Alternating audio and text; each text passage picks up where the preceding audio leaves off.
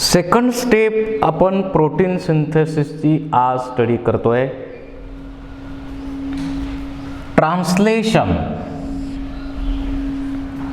Translation म्हणजे ज्या टाईपचं mRNA बनलेलं आहे त्याच्यावरती ज्या प्रकारे कोड अरेंज झालेले आहेत त्याप्रमाणे ॲमिनो ॲसिड आणायचे, जोडायचे, आणायचे, जोडायचे, आणायचे, जोडायचे रायबोसोमच्या मदतीनं आणि प्रोटीन बनवायचं.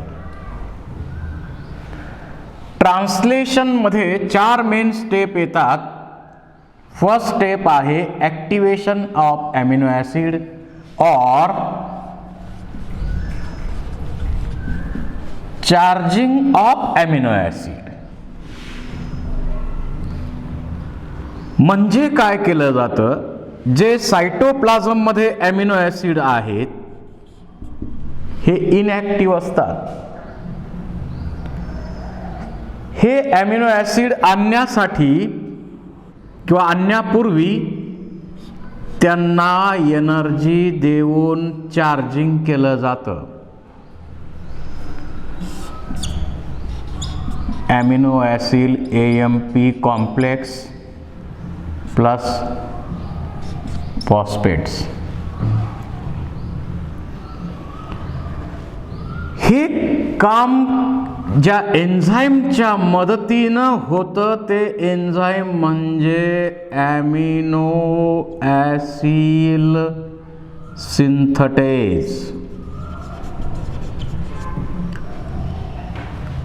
So by using ATP in presence of amino acid synthetase, the amino acids get charged or activated. Now this charged or activated amino acid binds with tRNA, longer end of tRNA. Amino acid AMP complex plus tRNA in presence of amino acid synthetase. Now amino acid binds with tRNA to produce amino acid tRNA complex and AMP is released. म्हणजे हे जे amino acids आहेत ते amino acid activate केलं आणि tRNA बरोबर bind केले. Amino ॲसिडचं charging किंवा ॲमिनो ॲसिडचं ॲक्टिवेशन या पद्धतीनं होतं. पहिली स्टेप झाली. त्यानंतर तिन्ही स्टेप आता एकामागून एक होणार आहे. चेन सुरुवात होणे, चेनची इलॉंगेट होणं आणि चेनचा शेवट होणं. Initiation of chain, elongation of chain, termination of chain. सोपे इव्हेंट्स आहेत.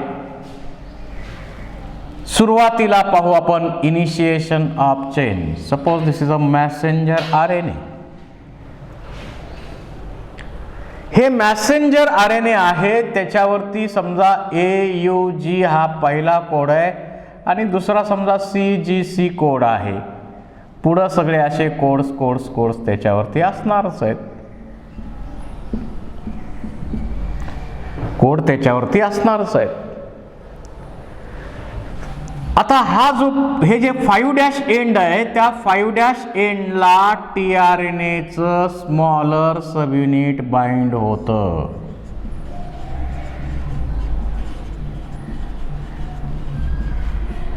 along with initiation factor 3.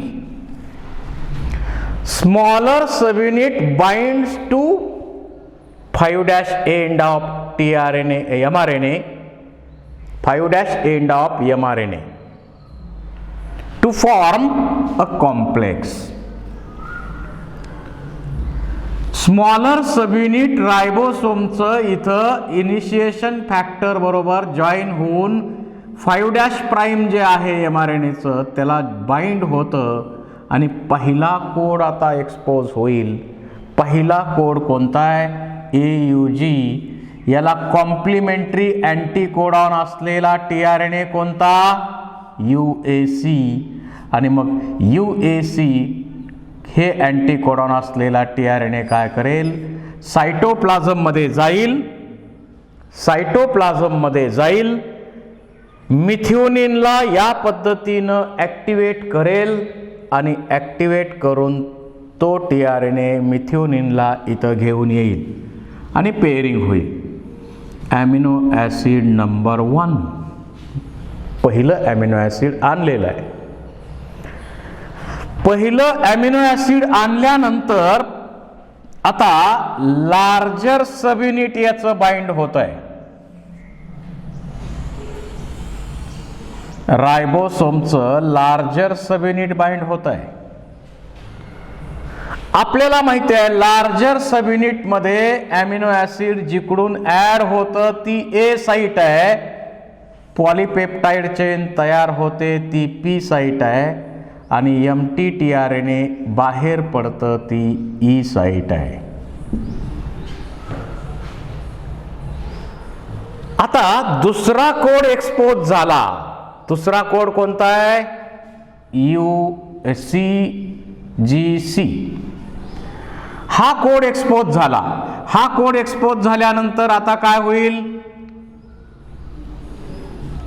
Complementary त्या कोडला जे ॲमिनो ॲसिड असेल त्याला चार्ज केलं जाईल. ते ॲमिनो ॲसिड घेऊन हा tRNA इथं येईल.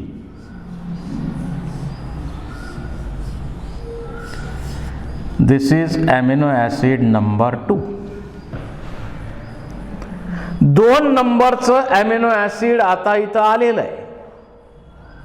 आता इथं पी साईटला काय होतं तर इथं एक पेप्टाइडल ट्रान्सफरेज नावाचं एन्झाईम आहे, आपल्याला ऑलरेडी माहित आहे.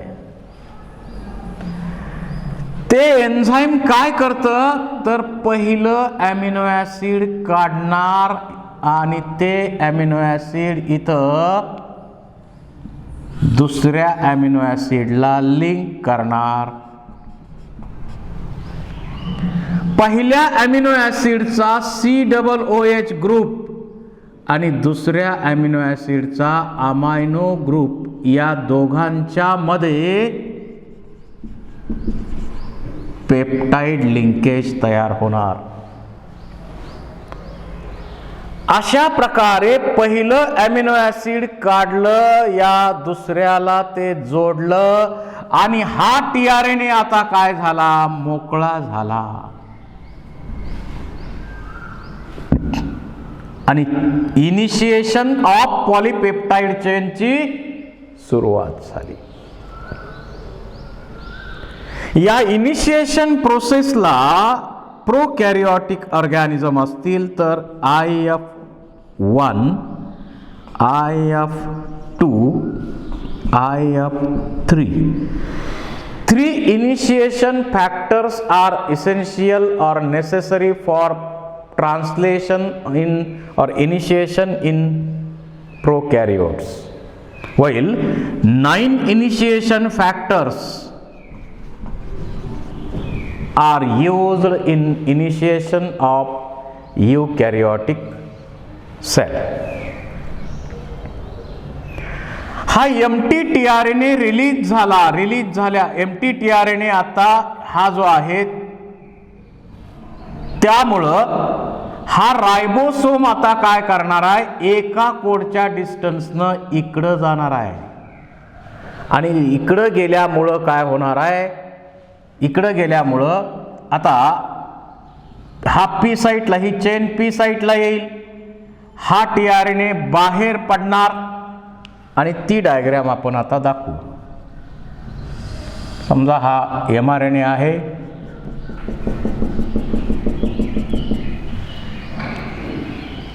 आता पहिला कोड सोडून दुसऱ्या 2 कोडमध्ये दुसरे 2 कोड बाइंड झालेला आहे.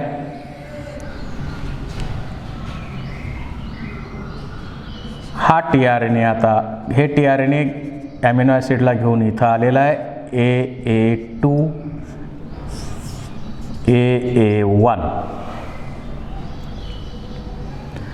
आता पुढचा, आणि हा tRNA काय झालेला आहे, हा tRNA बाहेर पडला, आता एम्प्टी tRNA बाहेर पडलेला आहे. आता पुढचा कोड एक्सपोज होईल. पुढचा कोड समजा इथं ACG आहे. कॉम्प्लिमेंटरी अँटीकोडॉन कोणते, ॲडेनिनला युरॅसिल, सायटोसिनला गॉनिन, गॉनिन आणि गॉनिनला सायटोसिन. UGC हे अँटीकोडॉन असलेला tRNA सायटोप्लाझम मध्ये जाईल, जे काही अमिनो ॲसिड असेल त्याला चार्ज करेल, ॲक्टिवेट करेल आणि ते अमिनो ॲसिड इथं आणलं जाईल. 3 नंबरचं अमिनो ॲसिड इथं आणलेलं आहे. आता नेहमीप्रमाणे प्रोसेस होणार. पेप्टाइडल ट्रान्सफरेज काय करणार, ही 2 अमिनो ॲसिडची जी चेन आहे, 2 अमिनो ॲसिडची जी चेन आहे ती इथून काढणार आणि याला जोडणार, AA2 आणि AA1. हा tRNA EMT होणार, मोकळा होणार. तो मोकळा झाला की रायबोसोम एका कोडच्या डिस्टन्सनं पुढं सरकतो. रायबोसोम एका कोडच्या डिस्टन्सनं पुढं शिफ्ट होणं, त्यालाच नाव आहे ट्रान्सलोकेशन. आणि अशा प्रकारे चेन वाढत वाढत वाढत वाढत वाढत वाढत जाते आणि चेन इलॉंगेशनच्या प्रोसेसला इलॉंगेशन फॅक्टर्स वापरले जातात आणि एनर्जी जी वापरली जाते ती GTPच्या फॉर्ममध्ये वापरली जाते, ATP ऐवजी. GTPच्या फॉर्ममध्ये एनर्जी वापरली जाते आणि अशा प्रकारे रायबोसोम एका कोडच्या डिस्टन्सनं पुढं सरकणार, एम्प्टी tRNA बाहेर पडणार, ही चेन इकडं साईडला येणार, नवीन कोड एक्सपोज होणार आणि प्रोसेस अशीच repeat repeat repeat repeat repeat repeat होणार. याला आपण म्हणतो चेन इलॉंगेशन. काही वेळा आता काय होतं, काही वेळा एका प्रोटीनचे, समजा एका प्रोटीनचे 10 मॉलिक्यूल बनवायचे असतील, 20 मॉलिक्यूल बनवायचे असतील, सेलकडनं ती डिमांड आली असेल, अशा वेळी काय केलं जातं, अशा वेळी पहिला रायबोसोमचं कॉम्प्लेक्स आहे ते 30 कोड, 30 कोडॉन एवढ्या डिस्टन्सनं हे कॉम्प्लेक्स पुढं गेलं की मग नवीन रायबोसोम जॉईन होतो इकडं. हा 60 कोडच्या अंतरानं गेला की पुन्हा आणखी जॉईन होतो. अशा प्रकारे रेल्वेच्या डब्याला डबे जसे जोडले जातात तसे 30 कोडॉनच्या डिस्टन्सनं रायबोसोम जोडणार, पुन्हा पुढं जाणार, जोडणार, पुढं जाणार, जोडणार, पुढं जाणार. अनेक रायबोसोम मिळून इथं हे प्रोटीनचे मॉलिक्युल्स बनवतात आणि म्हणून या प्रोसेसला किंवा यालाच आपण म्हटलेलं आहे पॉलीरायबोसोम और polysome. If many ribosomes are involved on same mRNA during protein synthesis, it is called as polyribosome or polysome. अशा प्रकारे चेन पुढं वाढत वाढत वाढत वाढत वाढत जाणार, चेन वाढत जाणार आणि नंतर ही चेन कुठंतरी संपणार आहे. ही चेन आता कुठंतरी संपणार आहे, कारण जेवढे अमिनो ॲसिड ॲड व्हायला पाहिजेत प्रत्येक अमिनो ॲसिड याच पद्धतीनं ॲड होणार. परंतु आता शेवट कुठेतरी होणार की नाही. समजा एखादं प्रोटीन आहे 300 अमिनो ॲसिडचं आहे, तर ही प्रोसेस इलॉंगेशनची अशीच 300 वेळा होत राहणार आणि 300 अमिनो ॲसिडचं प्रोटीन बनेल त्यावेळी ही पोझिशन असणार आहे. आता इथं जे टीआरएनए आहे ते टीआरएनए कॉम्प्लेक्स इथं किती आहे, अमिनो ॲसिड नंबर 300. असं करत करत करत करत करत करत करत अमिनो ॲसिड नंबर 1, 1 पासून 300 अमिनो ॲसिड्स आणणार, जोडणार, आणणार, जोडणार, आणणार, जोडणार. जेवढे अमिनो ॲसिड पाहिजे तेवढे सगळे जोडलेले आहेत. आता नवीन अमिनो ॲसिड जर ह्याच्यामध्ये ॲड झालं तर हे प्रोटीन वेगळंच बनणार आहे. त्यामुळं ही प्रोसेस कुठंतरी थांबली पाहिजे आणि ही प्रोसेस थांबवण्यासाठीच तर इथं एक कुठला कोडॉन आहे, या टोकाला कोणता कोड आहे, UAA, UAG किंवा UGA, या 3 पैकी एक कोडॉन तिथं असणार. त्याला stop codon, termination codon, nonsense codon अशा प्रकारे आपण म्हणतो. That termination codon does not code any amino acid. कुठलंच अमिनो ॲसिड कोड करत नाही. त्यामुळं या बाजूनं टीआरएनए एखादं अमिनो ॲसिड घेऊन येईल का, नाही, कारण हा कोड कोणतंच अमिनो ॲसिड डिटरमाइन करत नाही. त्यामुळं इकडून अमिनो ॲसिड टीआरएनएचं कॉम्प्लेक्स येणार आहे का, नाही. हा टीआरएनए चेन पेप्टाइडल ट्रान्सफरेन्स कडे देईल आणि हा मोकळा होईल आणि मोकळा झाल्यानंतर रायबोसोम एका कोडच्या डिस्टन्सनं पुढं सरकणार आहे आणि पुढं काहीच नाही आहे, अनट्रान्सलेटेड रिजन आहे पुढं.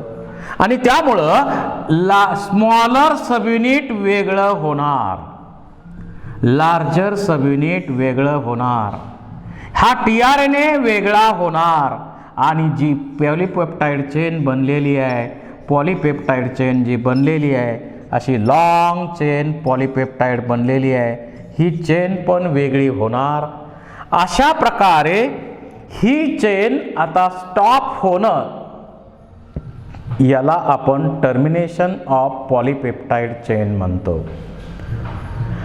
असा एक प्रोटीनचा मॉलिक्यूल बनला असेल, जेवढे प्रोटीनचे मॉलिक्यूल बनणार तेवढे याच पद्धतीनं बनणार.